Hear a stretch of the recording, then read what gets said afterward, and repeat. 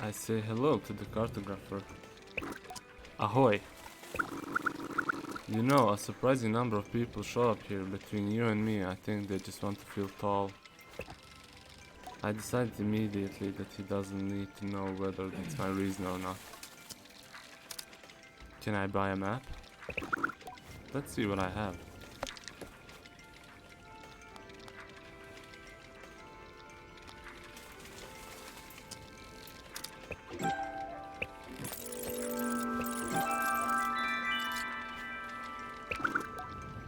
Hope that was helpful. Goodbye. Any local points of interest? Ask if there are any points of interest nearby, and his response feels refreshingly unrehearsed. I can only imagine how many times cartographers need to give this same information to visitors day in and day out. The city of Ekria is close by. Have you been yet? And 5 Bell Camp is not too far either. He thinks. The palm forest, you ought to get a look in there, and actually, especially if you like mystery. There's a ruined ship in there. No one's touched it for years. And speaking of ruined ships, the whale is around here as well. You won't find many things older than that. What can I do for you, glider? What other regions are we near? The salt flats of the waste are to the northeast. Then southward you'll start to see the sands going dark as you get into Hakoa, the Black Desert. And if you head east, that's Sansi. What can I do for you, glider? Thanks.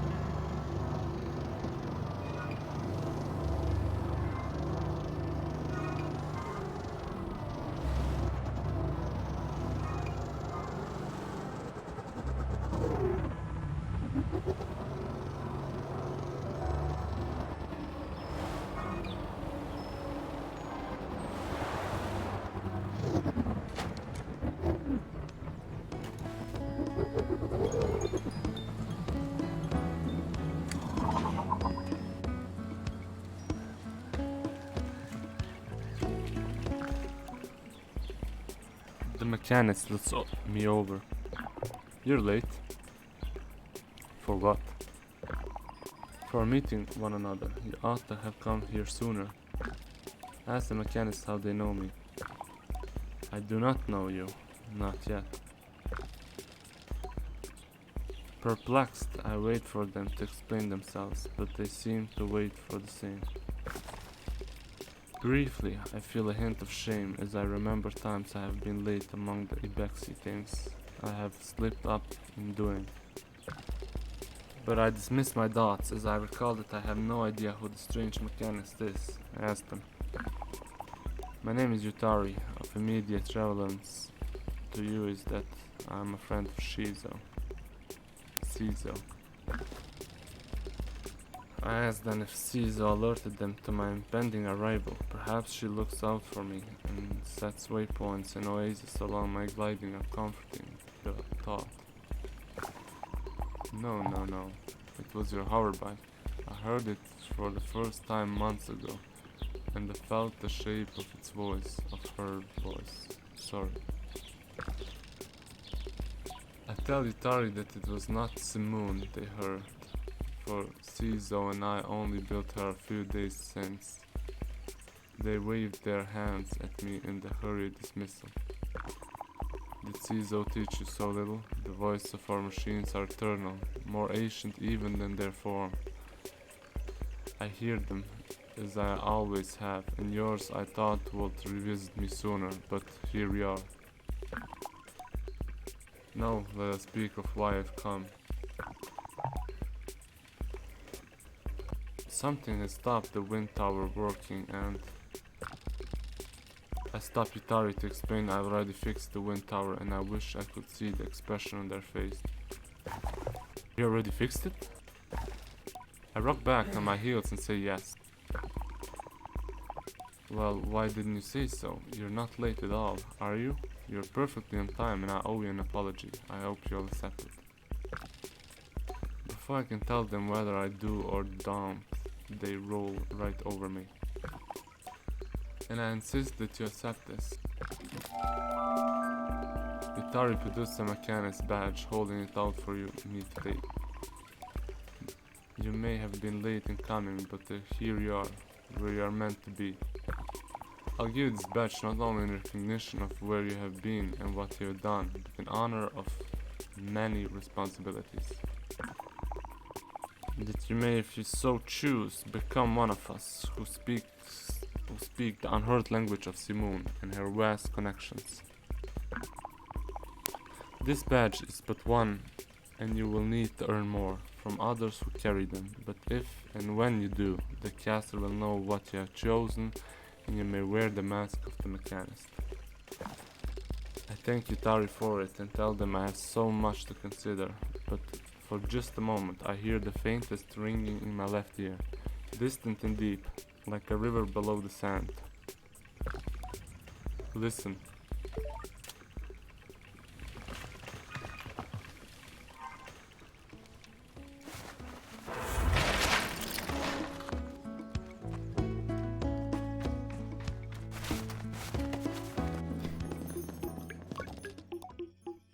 The masked caster sits unmoving silent. I can't tell if the masked caster is human or something else. I heard about the masked caster and stories about glidings before. Gliders should collect 3 badges of set and bring them to the caster, from whom the mask shall be cast. I should look for more badges. I leave the masked caster.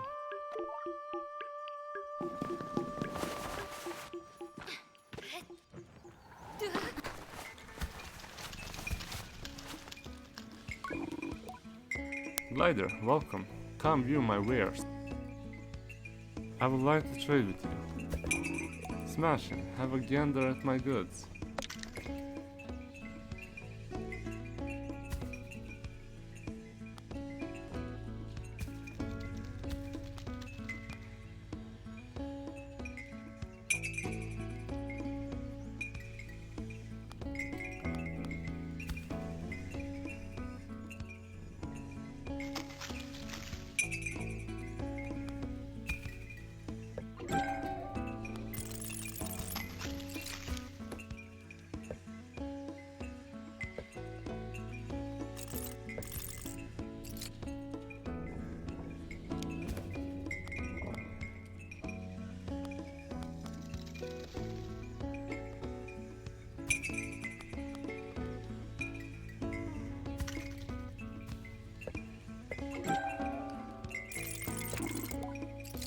See you next time, my friend.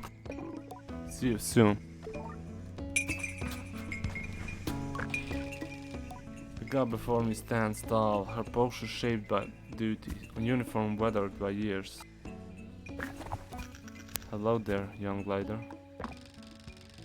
I'm nearly startled by the force of her greeting, but her voice is comforting, somehow warm and welcoming. I greet her with the accidental enthusiasm of a traveler finding a friend. She smiles behind the mask, I think. Always nice to meet a fellow adventurer, especially now. How are you faring so far? The world is big, and I feel very small. You say that like it's a bad thing. Isn't it a wonder, the size of it all, that you can spend your whole life wandering and still find more to see? I think about the balled-up fabric and soothed-out rock that will make my next pillow, and many to come. My neck aches faintly at the thought of how many nights I've spent this way. It's possible I'm romanticizing it a little. You see, I'm getting ready to leave on my second gliding. She reads the confusion in my silence. Did no one tell me of the second gliding?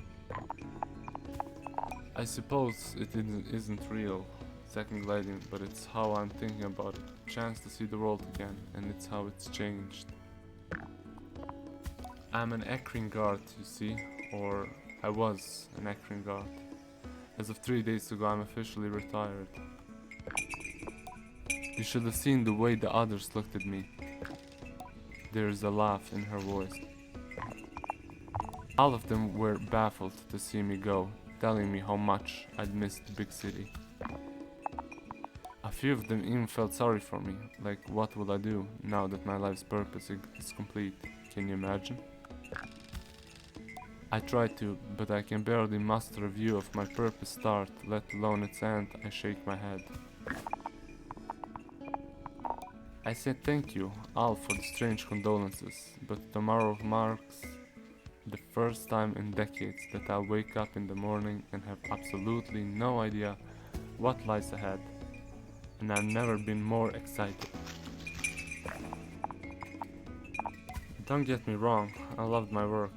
I even loved the noises and the trouble of Acria, but I've spent enough of my life standing around looking hard. It's time to explore. Her glee is infectious. I asked where she'd like to go. I'm heading to the Badlands, I think. I want to see the Bridge of the Betrayed.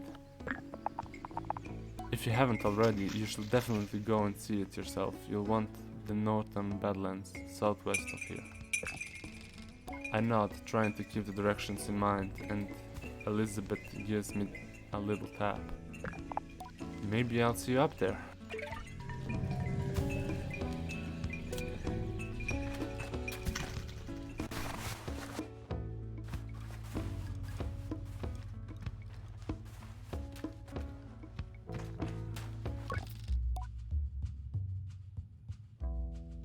I meet Aoife, the innkeeper of the camp. What can I do for you? Do you have any tasks that I need to be doing? Before I can even finish the question, Aoife shouts, "Larva husks." I repeat the words back to her as a clarification. She nods. I need some larva husks. How much do you know about beetles? A little bit. Well, not sure if this is a part of the little bit, but larva husks are what gets left behind when the beetle larvae grow. Beautiful, really tough castings. If you don't mind, I'd be grateful if you could collect some for me. The type I'm looking for are Hercules beetles. You won't need to go far, but the nest is guarded by the mother beetle. You're going to have to find a way to get past her. I tell her I'll do my best. Anything else I can help you with? Say goodbye.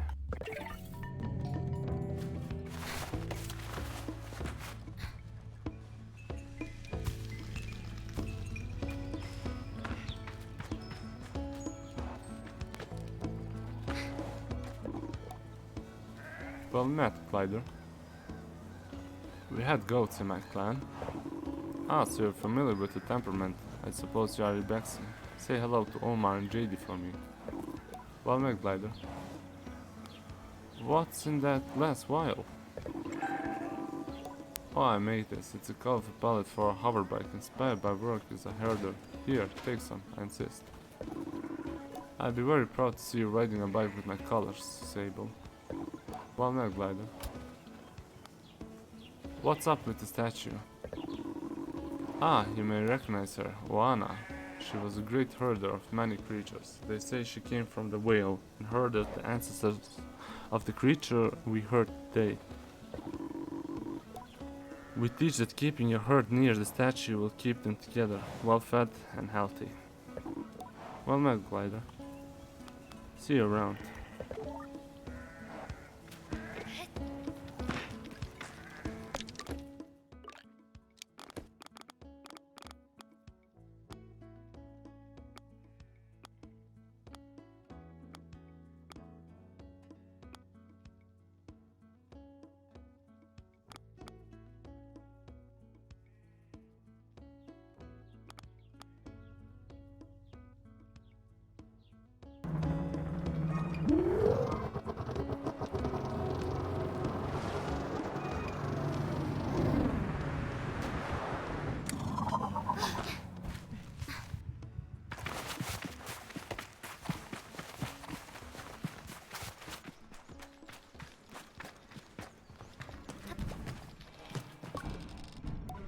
It is a challenge not to view scrapers through quite a romantic lens.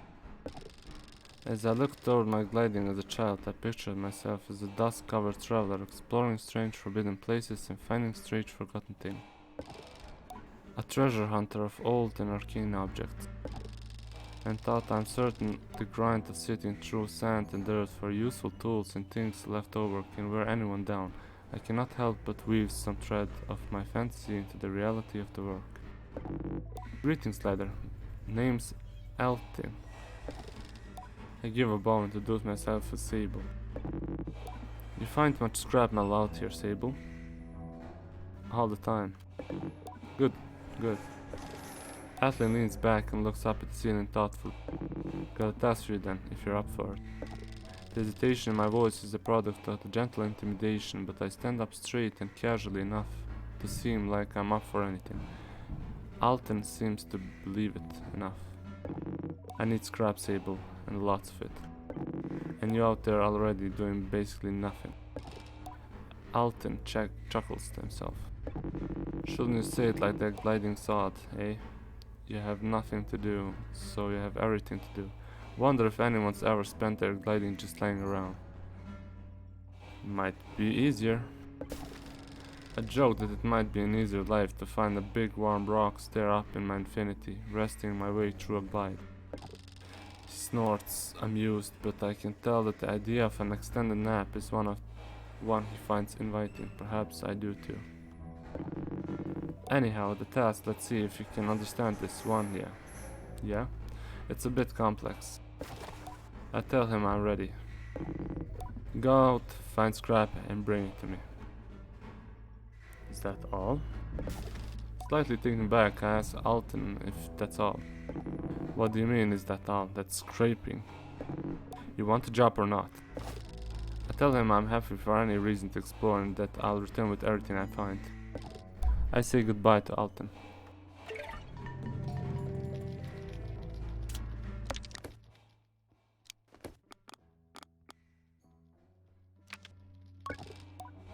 Alton barely looks up at me. Heard you come in. The sweet sound of incoming scrap. Sell scrap metal.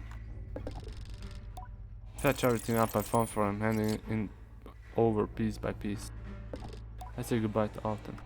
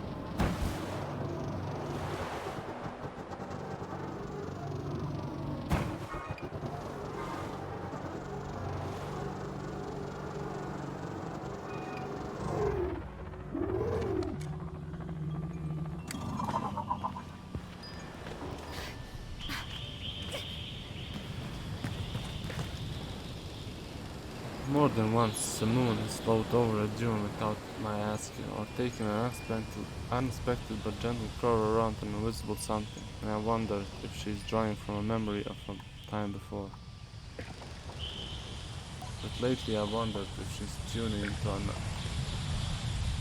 approach the angle this in mind and think how interesting it must be to find one's calling in fishing, and to reach out for things one cannot see, might even teach me some patience.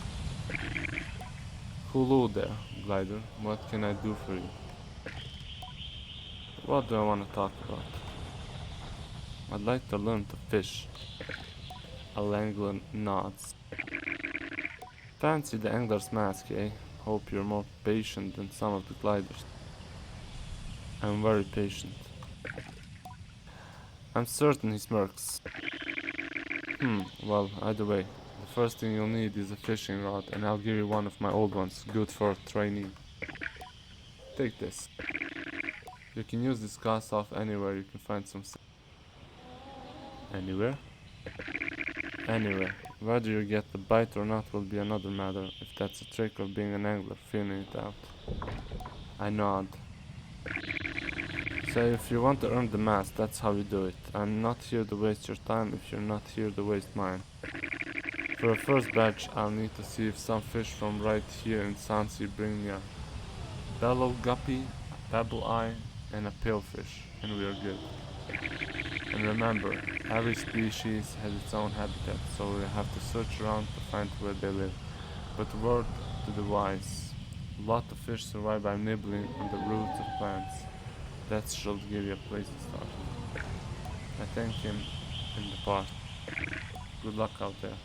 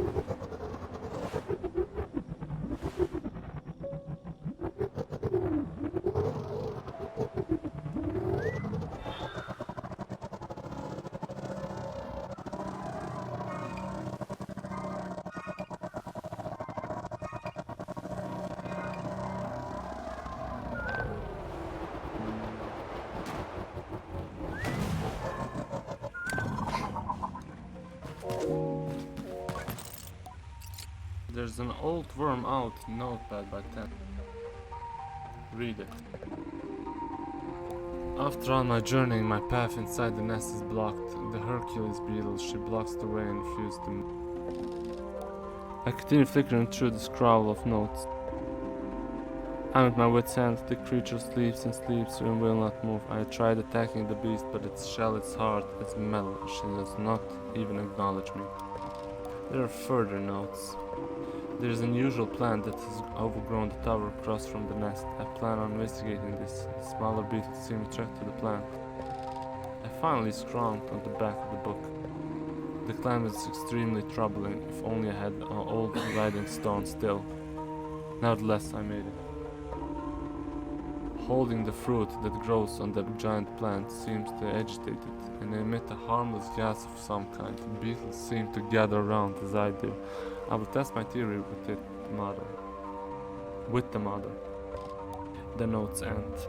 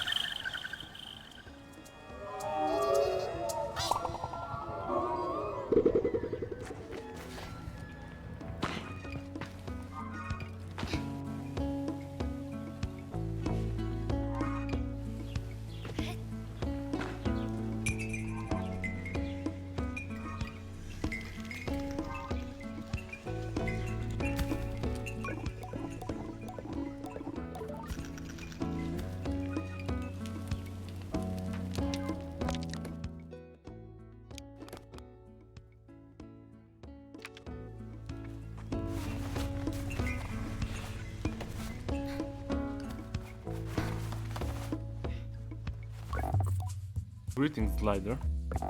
What can I do for you? I have the larva husks you asked for.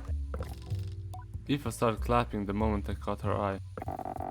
Ah, you got them. Hope old Mother Beetle didn't give you too much trouble. I entered the husks, lighter than air but strong as steel, and she slides them away in a cloth bag. This really come in handy. Thank you. Actually, there's one more thing you could do for me. Can you take this house to Acria and deliver them to Aya in the Chime Mark Maker's workshop? Anything else I can help you with? Say goodbye.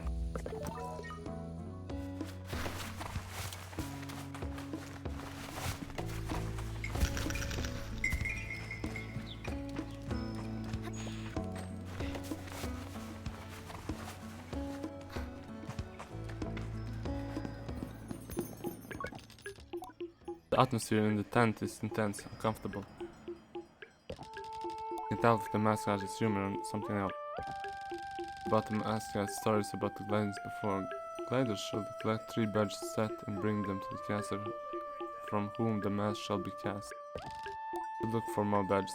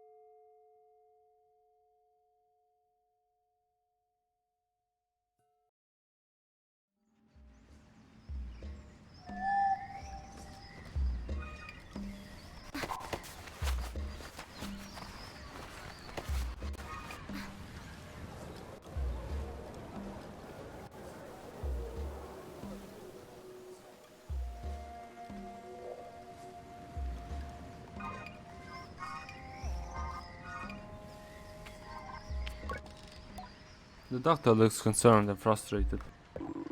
This power cut all of her medical equipment, prosthetic alignment, artificial wombs. It's all going to run out of power very soon if the energy doesn't come back. Those useless guards and machinists.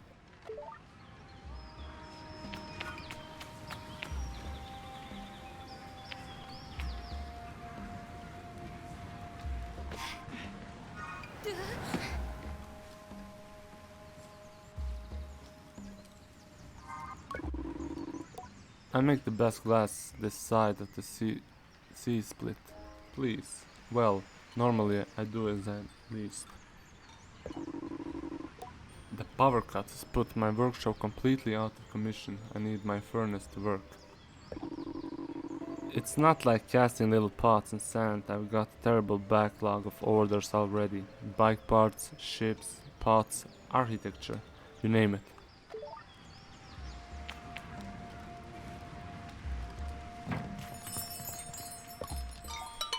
I meet a chime maker named called Aeon. I have the house that Aoife promised me. Here's a little something for your trouble. Farewell, glider.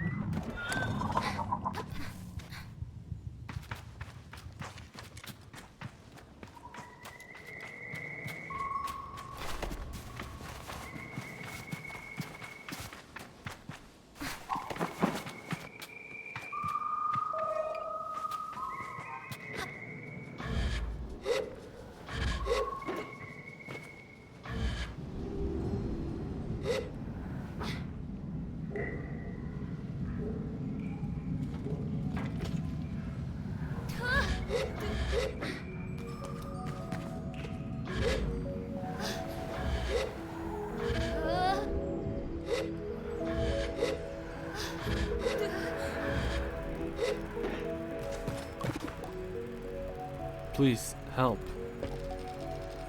Micah's voice is raged and he has the look of someone who spent just slightly too long down a well.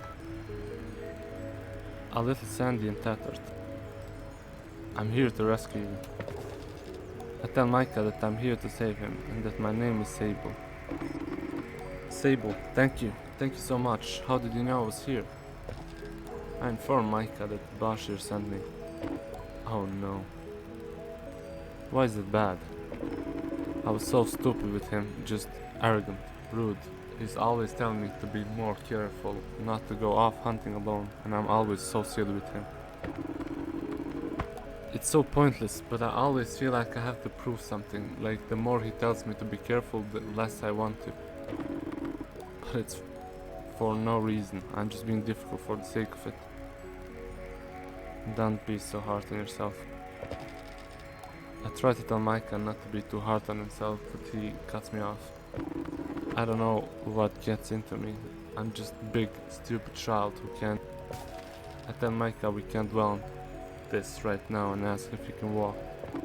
No, not enough to make my way out of here, at least. That's why I dragged myself over here, thinking I might use the crane. But I can't access the control. I wonder if I could access the controls, and Micah digs around in his pockets until he finds what he's looking for. A key. He holds it up. I found this key, it should let you in. From there, you can use the crane. I nod. I'm sorry I can help more. I feel so useless. Thank you, Sable. You're really very kind. I tell him it's no matter that he isn't useless, and then I take the key and go.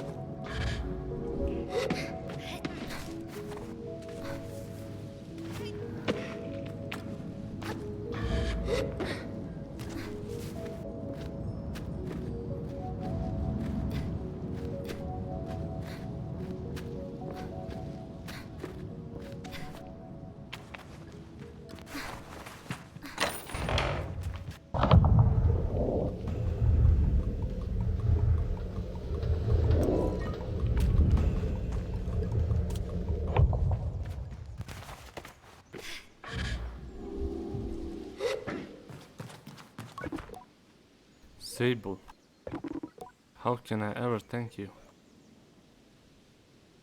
go home and apologize to Bashir. Within Micah, he needs to go home and apologize to Bashir for all the work he's caused. Oh, I will. I'll be apologizing to Bashir for days. He deserves it. And I'll try not to worry him again, ever. But I do want to at least give you something. Micah hands me a climbing bench and I take it gratefully. I'm going to go back to 5 Belts camp. Should be fine. Walking is a little easier than climbing right now. You're my savior, Sable. If you ever decide to become a climber, you got my endorsement. Take care. Alright. I tell him I will, and we say a fond goodbye.